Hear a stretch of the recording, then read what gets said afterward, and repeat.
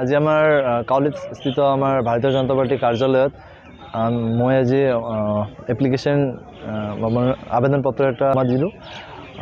মই 2014 পৰা নিষ্ঠাবান কাৰ্যকৰ্তা হৈ দলৰ সেৱা আগবঢ়াই গৈ আছোঁ আৰু মই আশাবাদী যদি মোক ভাৰতীয় জনতা পাৰ্টিৰ ফালৰ পৰা দায়িত্ব দিয়ে তেতিয়াহ'লে মই ৰাইজৰ হৈ আৰু আমাৰ নাগজুলি সমষ্টিৰ হৈ সেৱা আগবঢ়াই যাম আৰু ভাৰতীয় জনতা পাৰ্টিৰ হৈ সেৱা আগবঢ়াই যাম। মই খুবেই আশাবাদী যে আমাৰ নাগজুলি পৰিষদীয় সমষ্টিৰ ৰাইজে মোক বহুত মৰম দিয়ে আৰু বিচাৰে। ভাৰতীয় জনতা পাৰ্টিৰ ফালৰ পৰা যদি মোক টিকেট প্ৰদান কৰে জয় হোৱাটো নিশ্চিত, কিয়নো আমাৰ দুটা টাৰ্মছ ধৰি ভাৰতীয় জনতা পাৰ্টিয়ে নাগজুলি সমষ্টিত সকলো কাৰ্যকৰ্তাৰ অশেষ কষ্টত জয় কৰিছে আৰু এইবাৰো আমি আশাবাদী যে বিপুল মাৰ্জিনত ভাৰতীয় জনতা পাৰ্টিয়ে নাগজুলি সমষ্টিটো জয় হ'ব। আমি সকলোৱে আনন্দিত যে আজি তৃতীয়বাৰৰ কাৰণে আকৌ এবাৰ মই দলীয় প্ৰাৰ্থিত্বৰ কাৰণে আবেদন জনাইছোঁ আমি ৰাজ্যিক সভাপতিলৈ আমাৰ মণ্ডল আৰু আমাৰ জিলাৰ সহযোগিতাত। তো তেওঁলোকৰ জৰিয়তে আজি আমি আবেদন জনাইছোঁ যে তৃতীয়বাৰৰ কাৰণে প্ৰাৰ্থিত্ব দিয়াৰ বাবে। আৰু ইয়াতে সকলো আমাৰ কাৰ্যকৰ্তা বন্ধুসকল আজি 10টা বছৰ ধৰি আমি ইয়াৰে অলৰেডি পাৰিষদ আছোঁৱে আৰু সকলো কাৰ্যকৰ্তা বন্ধুসকলৰ লগত আমি একেলগে কাম কৰি গৈ আছোঁ। সকলোৰে আশীৰ্বাদত সকলোৰে ইচ্ছাৰ কাৰণে আজি আমিও আবেদন কৰিছোঁ। বহুত এটা ঘাট প্ৰতিঘাটৰ মাজেদি আমি 2015 চনত যেতিয়া বিজেপিৰ আমাৰ কাৰ্যকৰ্তা বহুত কমেই আছিলে, তেতিয়া আমি এইটো এটা পৰিৱেশতো অনুকূল পৰিৱেশতো আমি তেতিয়া কাম কৰিব লগা হৈছিলে। খুব এটা পৰিৱেশ ভাল নাছিলে।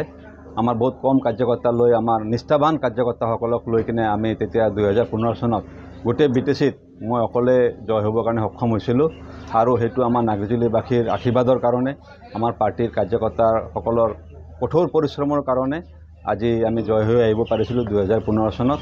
আৰু 2015 চনৰ পিছত পুনৰবাৰ 2020 চনত আকৌ এবাৰ মই প্ৰাৰ্থিত্ব পালোঁ। সেইবাৰো আমাৰ অলপমান পাৰ্টিটো অলপ গ্ৰ' হ'ল আৰু অলপমান ডাঙৰ হ'ল। তাৰ বাবে তেওঁলোকক মই ধন্যবাদ জ্ঞাপন কৰিছোঁ। আমাৰ মণ্ডল সভাপতিৰ পৰা লৈ সকলো স্তৰৰ কাৰ্যকৰ্তা, জিলাৰ পৰা লৈ বুথৰ পৰা লৈ শক্তি কেন্দ্ৰ চেয়াৰমেন সকলো স্তৰৰ কাৰ্যকৰ্তাৰ সহযোগিতাত দ্বিতীয়বাৰৰ কাৰণে আমি পাৰ্টি টিকেট পাবলৈ সক্ষম হ'লোঁ আৰু দ্বিতীয়বাৰো আমি জয় হৈ আহিলোঁ। দ্বিতীয়বাৰ জয় হৈ অহাৰ পিছত মই BTC চৰকাৰৰ পৰ্যটন বিভাগৰ ডিপাৰ্টমেণ্ট মই চম্ভালি আছিলোঁ। তো এতিয়া তৃতীয়বাৰৰ কাৰণে পাৰ্টি কাৰ্যকৰ্তাৰ সকলোৰে ইচ্ছা মৰ্মে আজি মই আকৌ তৃতীয়বাৰৰ কাৰণে আকৌ প্ৰাৰ্থিত্ব দাবী কৰিছোঁ। আজি নাগজুলি পৰিষদীয় সমষ্টিৰ যি নিৰ্বাচন, এই নিৰ্বাচনৰ কাৰণে ময়ো এজন প্ৰত্যাশী হয় আৰু আজি মই ইয়াতে মণ্ডল অফিচত মণ্ডল সভাপতিৰ ওচৰত আবেদন পত্ৰ জমা দিছোঁ। মই আগন্তুক দিনত যি BTCৰ নাগজুলি সমষ্টিত BJPৰ প্ৰাৰ্থীৰ কাৰণে মই আবেদন জমা দিছোঁ। তো আজি যদি আমাক যিহেতু মণ্ডল, ডিষ্ট্ৰিক্ট আৰু ৰাজ্যিকৰ সকলো বিষয়ববীয়াসকলে, ৰাজ্যিক সভাপতি দিলীপ শইকীয়া ডাঙৰীয়া, জিলা সভাপতি বিক্টৰ কুমাৰ দাস ডাঙৰীয়া, নাগজুলি মণ্ডল সভাপতি আমাৰ শংকৰ দাস ডাঙৰীয়া, তেখেতসকলে বিবেচনা কৰি মোক যদি এই সুবিধা দিয়ে ৰাইজৰ কাম কৰাৰ কাৰণে, তেতিয়াহ'লে মই ৰাইজৰ কাম আগন্তুক দিনত কৰি যাম আৰু যিকোনো সমস্যা ৰাইজৰ যিকোনো সমস্যা সমাধান কৰাৰ কাৰণে চেষ্টা কৰিম। চনৰ পৰা মই BJPত জড়িত হৈ আছোঁ। 2017 চনত মই BJPৰ আপোনাৰ মণ্ডলৰ HC মৰ্চাৰ প্ৰেচিডেণ্ট আছিলোঁ আৰু এই 2017তে আৰু আপোনাৰ বাক্সা ডিষ্ট্ৰিক্টৰ যুৱ মৰ্চাৰ এক্সিকিউটিভ মেম্বাৰ আছিলোঁ।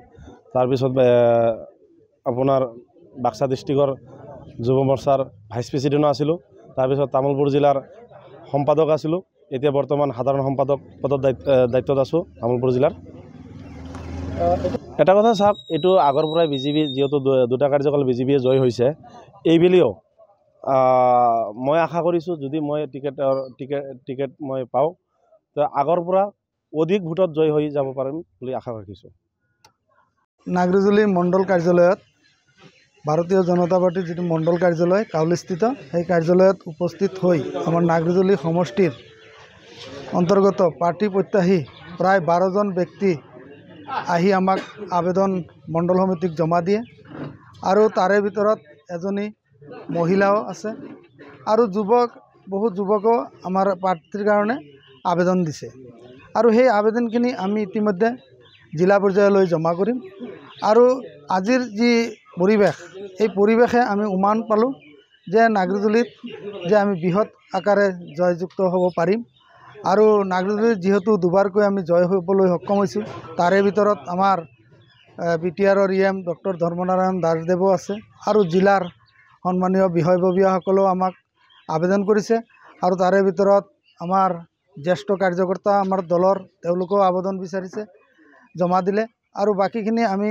ইতিমধ্যে যি তেওঁলোকে আমাৰ আগত যি জমা দিয়াৰ সময়ত যি প্ৰতিশ্ৰুতিবদ্ধ হৈ জমা দিলে আৰু তেওঁলোকে ক'লে যে আমি সকলোৱে একবদ্ধ হৈ আমি যাতে নাগৰিজুলিত বৃহৎ আকাৰে জয় হ'ব পাৰিম আৰু অনাগত দিনত যাতে এনেকুৱা তেওঁলোকে বাক্য আমাৰ আগত প্ৰকাশ কৰিলে যে অনাগত সময়ত যাতে 30,000তকৈ অধিক ভোটেৰে আমি জয়লাভ হ'বলৈ সক্ষম হ'ম আৰু আমি নাগৰিজুলি অঞ্চলৰ চৌকে কোণে গাঁৱে ভূঞে যিটো দেখিবলৈ আমি পালোঁ যে প্ৰতিটো গাঁৱৰ প্ৰতি ব্যক্তিয়েই যে আমাৰ বিজেপিক আঁকোৱালি লৈছে আৰু সকলোৱে এটাই কথা কৈছে ভাৰতৰ প্ৰধানমন্ত্ৰী সন্মানীয় নৰেন্দ্ৰ মোদী ডাঙৰীয়া আৰু আমাৰ অসমৰ মুখ্যমন্ত্ৰী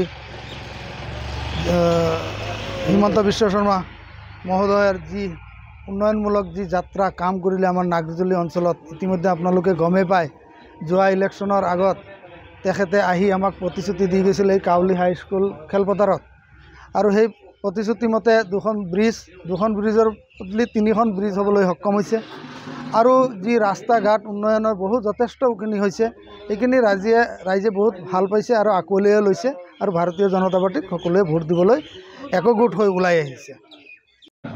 মই 27 নং নাগৰিজুলি পৰিষদীয় সমষ্টিৰ পৰা ভাৰতীয় জনতা পাৰ্টিৰ হৈ মই প্ৰাৰ্থিত্ব বিচাৰিছোঁ তো মোৰ লগত আৰু বহু কেইজন আছে তো দলে যদি মোক যোগ্য বুলি ভাবে আৰু যদি মোক প্ৰাৰ্থিত্ব প্ৰদান কৰে তেতিয়া মই নিশ্চিত আশাবাদী যে মই বিপুল ভোটত নাগৰিজুলিৰ পৰা মই জয় হ'ব পাৰিম।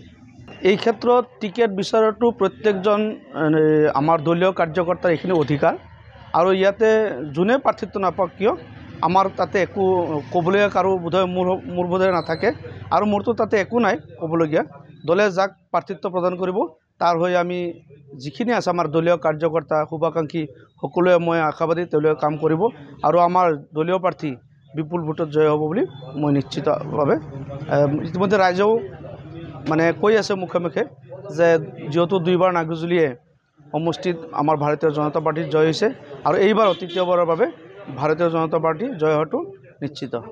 প্ৰথমে সম্পূৰ্ণ নাগৰিজুলিবাসী ৰাইজক মই নমস্কাৰ জনাইছোঁ।